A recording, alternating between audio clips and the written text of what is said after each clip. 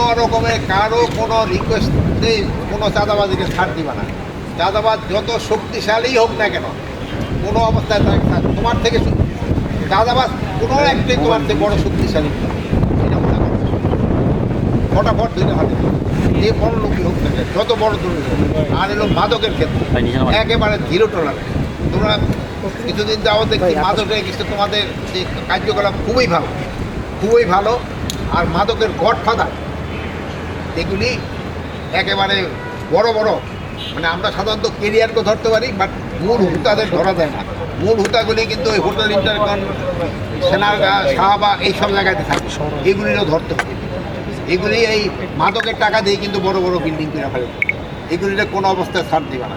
তোমরা ভালো কাজ করে দিতেছ, এটা বজায় রাখবা এবং জনগণের সেবা করে দেবা। জনগণের তোমাকে বেতন আসে, আর জনগণের সেবা করাটাই কিন্তু তোমার দায়িত্ব।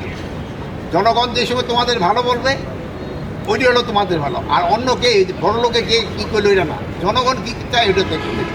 জনগণের সেবা করার জন্য কিন্তু তোমাকে সৃষ্টি করা হয়েছে। আর কোনো অবৈধ যেটা নিয়ে বলো, কোনো অবৈধ আদেশ আমিও যদিও দেই ওইটাও মানবা না।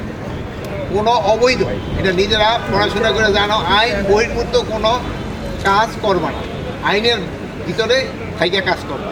কেউ যদি কোনো অন্যায় আদেশ দেয় ওই আদেশ পালন করবা না।